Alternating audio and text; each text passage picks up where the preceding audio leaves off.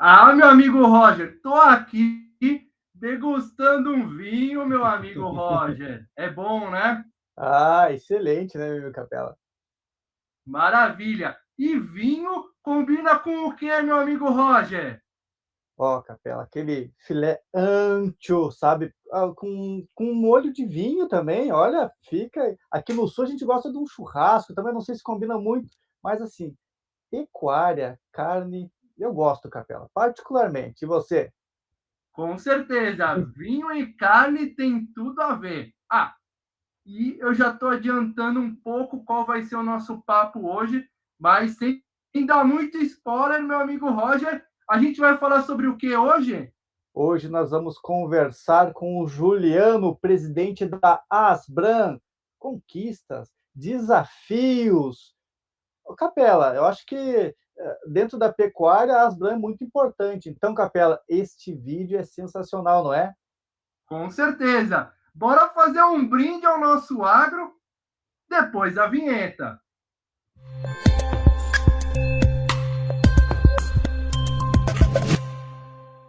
Meu amigo Roger, estou colocando o vinho aqui de lado porque a conversa de hoje promete.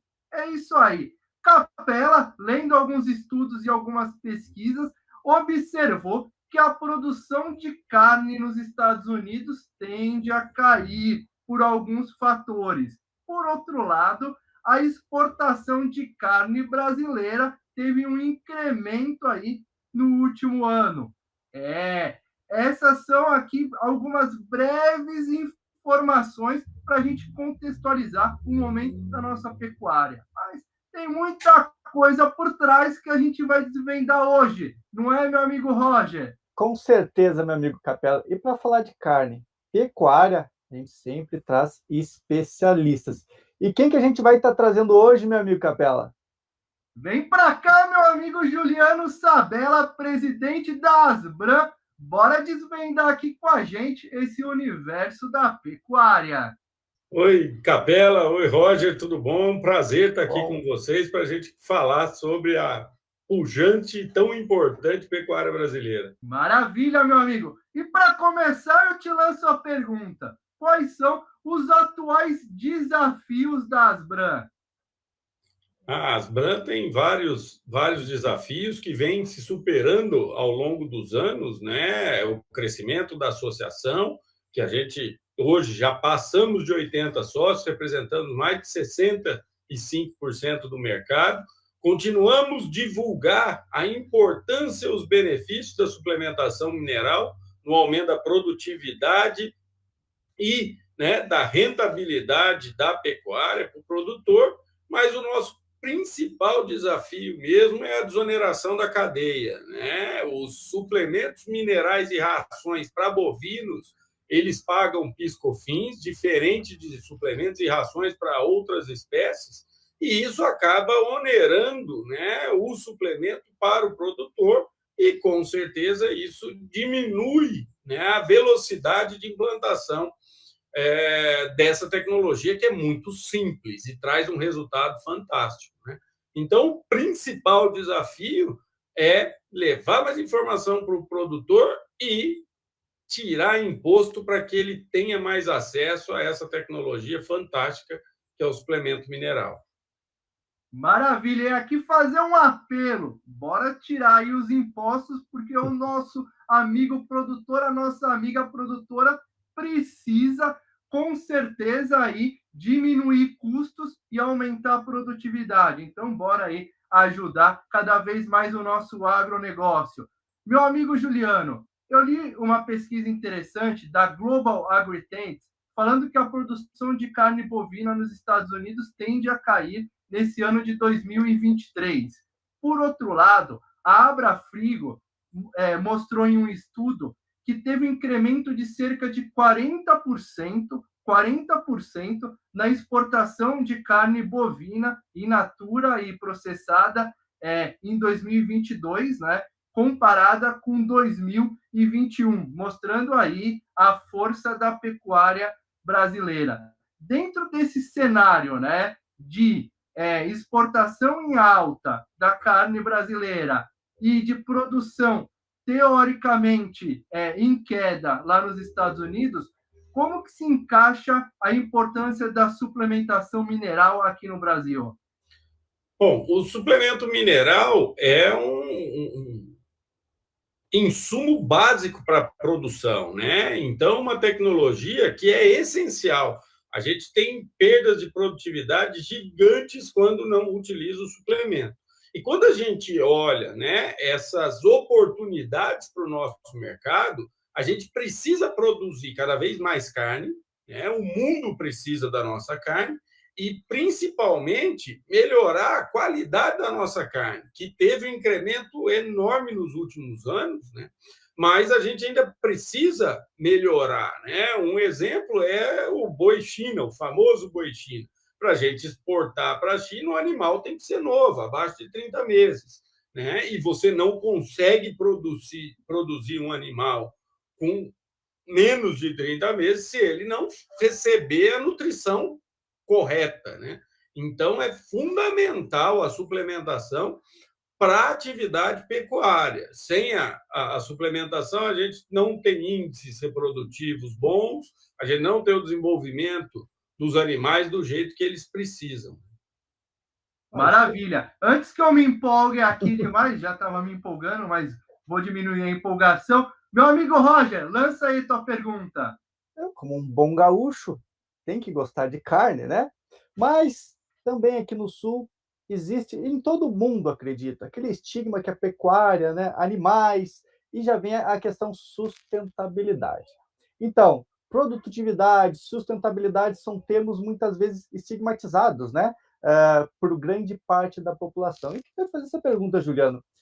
Emissão de metano, essa questão da sustentabilidade, a nutrição, né, essa questão mineral, ela interfere, está ligada diretamente com a pecuária? Pode ter algum resultado na sustentabilidade? Está ligada, muito intimamente ligada, né? Primeiro, quando a gente fala da nossa pecuária brasileira, né, apesar de ter o maior rebanho comercial do mundo, todas as nossas propriedades têm áreas de reserva e a nossa pecuária é baseada em produção de carne a pasto. A gente tem aí 6 milhões e meio, 7 milhões de cabeças que ficam durante 90 dias de terminação no confinamento. Por que esses pontos são importantes? Porque as áreas de reservas que estão dentro das propriedades rurais e a pastagem, elas são sequestradores de carbono e elas depositam e acumulam esse carbono no solo. Então, a nossa pecuária, né, tem vários trabalhos sendo conduzidos por gente muito séria no Brasil para chegar aos cálculos, né, de quanto a nossa pecuária emite, mas quanto ela também sequestra. Né? E, com certeza, a nossa pecuária ela sequestra mais do que emite. Esse é o primeiro ponto muito importante, né? Que já diferencia a pecuária brasileira do restante da pecuária mundial. O segundo ponto, e especificamente a sua pergunta da nutrição, o animal, né? A gente acabou de falar de encurtar a idade de abate através da nutrição. Se você tira esse animal, né, ou leva ele para o abate com o mesmo peso, só que 6 meses antes, são 6 meses menos de emissão para produzir a mesma quantidade de carne. Então, é um ganho fantástico, né, quando você aumenta a produtividade do animal. Né? Mesma coisa acontece com o leite. Quanto mais leite você produz com a mesma vaca, você diminui a quantidade de emissão por litro de leite produzido. Além disso, é claro que toda a indústria de suplementação, a indústria de nutrição, está trabalhando em produtos, em aditivos, né, que também vão trazer mais redução ainda, além da redução que a gente já tem pelo aumento de produtividade. Então, quando a gente soma tudo isso, né, eu vejo que num futuro muito próximo, o produtor vai receber, né, vai ser mais um dos produtos que ele vai vender, que são os créditos de carbono que ele retém dentro da sua propriedade, né, através da atividade pecuária. Maravilha. Meu amigo Juliano, um outro ponto importante, né? Recentemente, a China reabilitou alguns frigoríferos brasileiros. E aí eu queria te perguntar, qual o impacto dessa reabilitação na pecuária brasileira? O impacto é muito positivo, né? Isso mostra que a China, como outros países do mundo, precisa da nossa carne, né? Isso é um sinal muito claro, né, que a gente da nossa importância para produzir, e isso é muito quando a gente olha para o mercado brasileiro, isso é muito bom, né? Porque algumas regiões do Brasil, alguns estados ou regiões estavam sem frigoríficos habilitados para exportar para a China.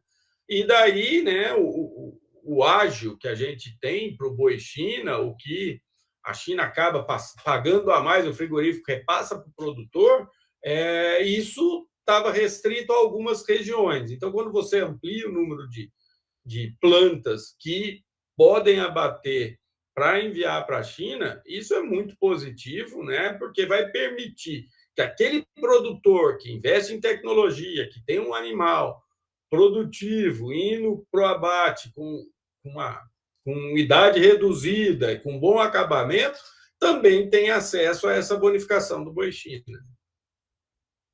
Pô, muito interessante essa questão, até falando de investimento, né? Juliano, tem uma pergunta que agora é aquela questão mais do consumidor, né? Já comentaste que a Asbram incentiva toda essa questão de tecnologia na nutrição animal, a gente precisa da redução de tributos, né? Quais outras alternativas ou que está sendo implantado por parte que a Asbram defende para essa luta pela sustentabilidade, também a qualidade do animal, né? Enfim, da carne. Como reduzir mais os preços ou o consumidor também sentir, por exemplo, o trabalho da Asbram está indo para o caminho certo?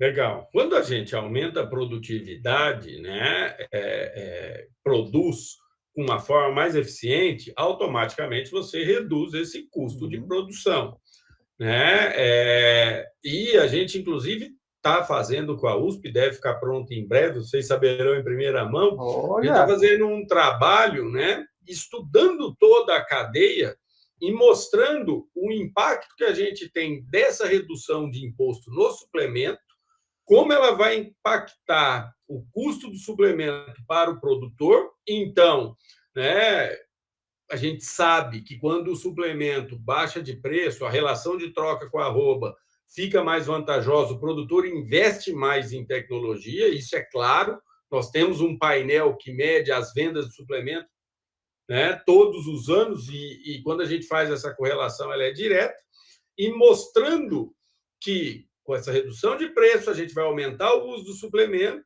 e isso vai aumentar a produtividade, produção total, e isso impacta toda a cadeia, inclusive o preço da carne e do leite na gôndola do supermercado e, consequentemente, na mesa do consumidor. Então, é um trabalho que a gente já começou há um bom tempo, né, levantando todos esses dados e mostrando, né, o impacto positivo que a gente vai trazer, não para o setor de suplementação, não para o produtor, mas para toda a cadeia, passando pelos distribuidores, atacadistas, chegando até na mesa do consumidor, tendo uma carne com mais qualidade e com menor custo, né, desonerando todo esse imposto da cadeia, porque, no fim, ele acaba chegando, né, no nosso bife ou no leite. Ô, Juliano, desculpa, Capela, só mais um minutinho. Então, eu achei muito interessante essa colocação, Juliano, que eu, por natureza, sou contador, minha formação, claro, depois eu fui para mecânica, mas a gente estudando os números, né, a gente vê que talvez o consumo da carne não aumentou tanto, ou podiam, em razão do custo, né, como Sim. se desonera a compra, quem não gosta de carne, né, não quer ter o consumo ou aumentar. Então, acho que é muito interessante, a gente aguarda esse estudo aí, muito ansioso, né, Capela? Com certeza. E quando ficar pronto, meu amigo Juliano? Bom, ainda nesse primeiro semestre, a gente já vai estar com esse estudo pronto, né, mostrando os benefícios, né? Então, o governo perde muito pouco da arrecadação frente ao benefício que ele gera para toda a cadeia, e principalmente esse, né, Roger, que você falou do consumo de carne. A gente sabe que a carne é um produto que tem uma elasticidade muito alta em relação à renda. Então, quando você baixa o preço ou sobe um pouco a renda, o consumo aumenta muito mais do que esse percentual, né? Trabalhando na baixa de custo, a gente vai aumentar o consumo de carne interna. A gente falou muito de exportação, mas 75% da nossa carne fica no Brasil para os brasileiros consumirem, né? Então, se a gente aumentar o acesso da população, das pessoas à carne, vai ser muito positivo para todos. Maravilha. Meu amigo Juliano, qual a tua expectativa, né, em termos de percentual, né? Uma expectativa em termos de percentual, se a gente caminhar para uma desoneração de tributos na questão de suplemento mineral dentro da cadeia produtiva da carne, você acredita que em quanto mais ou menos pode cair o preço da carne para o consumidor final? Ó, Capela, isso eu vou deixar o trabalho ficar pronto, porque são muitas variáveis que estão envolvidas em tudo isso, né? Então, hoje eu nem arriscaria uma resposta, e o trabalho está sendo muito bem conduzido, né? Levando em consideração todos esses fatores para mostrar realmente esse impacto. Maravilha! Então a gente vai ter acesso em primeira mão, né, meu amigo Roger? Olha, uma oportunidade de estar divulgando uma notícia que acho que favorece a todos, né? Inclusive governo, toda uma sociedade, por meio da tecnologia, né? Já que a redução de custos por meio da nutrição animal cada vez mais tecnológica, é a redução de tributos, aumenta o consumo, todo mundo sai ganhando. E, Juliano, a gente vai encaminhando para o final da entrevista, tenho certeza que o pessoal está ansioso por estudos, muitas informações, mas essa pergunta sempre o Capela faz, mas agora eu vou fazer, Capela. Juliano, queremos histórias, Juliano. Quero que tu conte uma história engraçada ou uma história que tu acha importante da tua carreira dentro da Asbran, né? O público que nos acompanha aí quer saber um pouquinho mais da carreira do Juliano e da Asbran. Uma história engraçada, meu amigo. Algum fato inusitado que você passou aí? Bom, vou contar uma história, não é uma história muito engraçada, mas é uma história muito legal da Asbran, né? Que desde a sua fundação a gente vem construindo a associação para um objetivo comum, que é aumentar o consumo de suplementação mineral, né? Muita gente não sabe, mas o que é produzido e vendido de suplemento no Brasil dá para suplementar corretamente apenas 50% do nosso rebanho. Então, tem um espaço muito grande para fazer, né?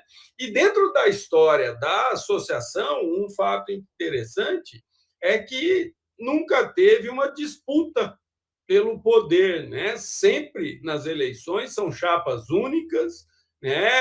As pessoas vão construindo a associação, né? Para chegar à presidência, eu já tive que participar de outras diretorias, entender como a associação funciona, me integrar de todos os projetos, né?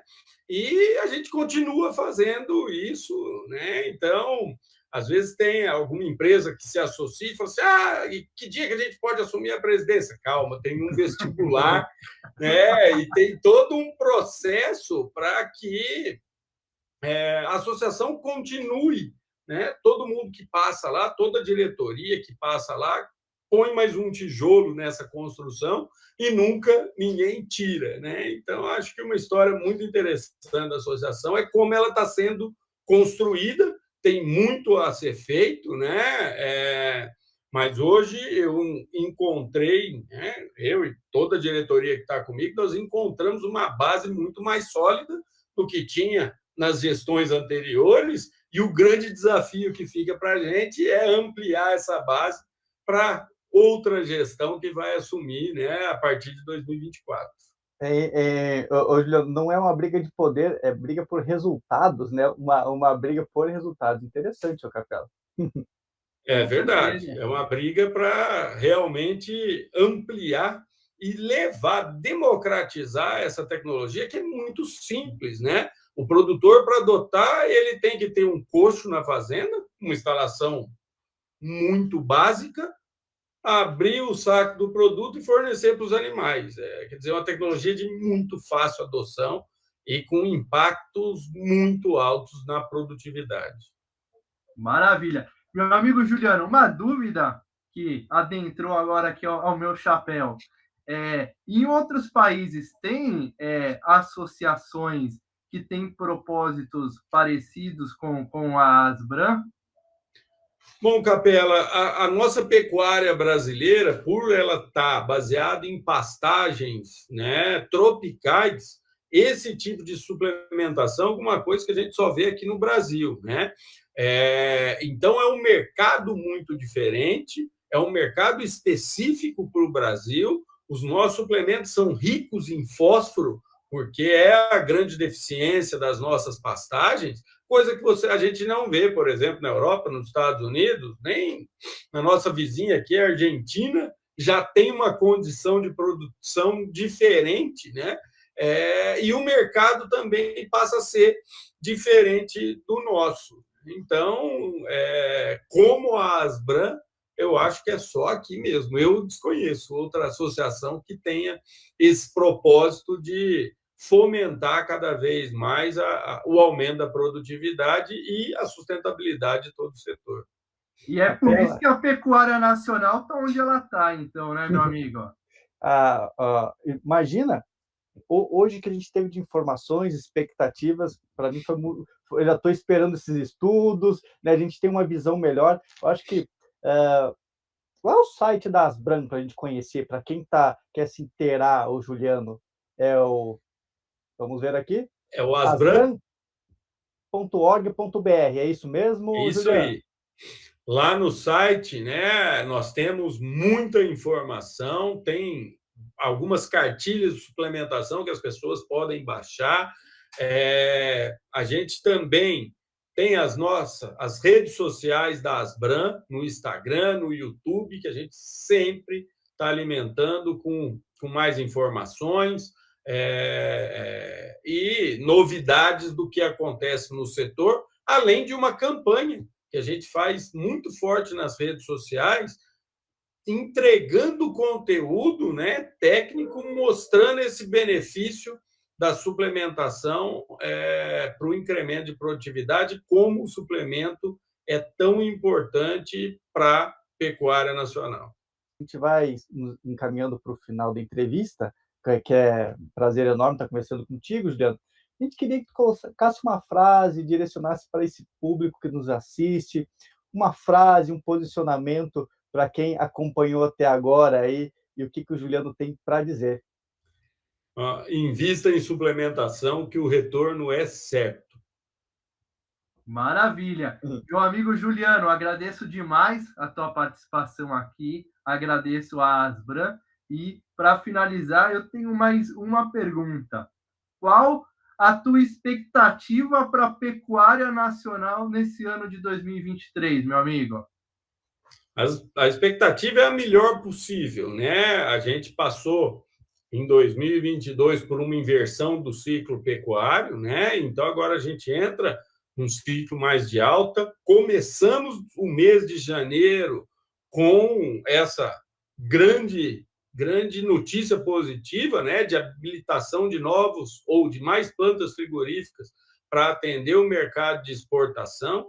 Então nós temos tudo para ter um grande ano na pecuária. Estamos muito animados. Janeiro começou muito agitado. A gente vê o pecuarista também enxergando, né, essas possibilidades de crescimento do setor, e isso melhora o humor de todo o segmento que trabalhou muito ano passado, né, e está preparado para enfrentar o ano de 2023. Maravilha! Bom papo, né, meu amigo Roger? Excelente papo com o Juliano. Eu fico todo prazer agradecer o Juliano, também a organização, a Asbram. Eu acredito que quem assistiu vai entrar no site da Asbram, vai pesquisar mais sobre a Asbram, vai se inteirar mais precário da nutrição dentro da pecuária. Então, para mim, foi mais um aprendizado aí, ô Capela. Com certeza, uma aula. Uma Meu aula. amigo Juliano, obrigado por estar aqui com a gente. Agradeço a Asbran. Obrigado, meu amigo Roger. Obrigado a você que acompanhou a gente aqui no Ultra Agro. Não esqueça de compartilhar essa entrevista em grupos de Telegram e de WhatsApp. Não esqueça de comentar, de tocar o sininho. Ajude o Ultra Agro a crescer, ajude a fortalecer o nosso agronegócio. Contamos com você. Até o próximo vídeo Ultra Agro, com a força do nosso agronegócio. Até lá, obrigado a todos. Pessoal.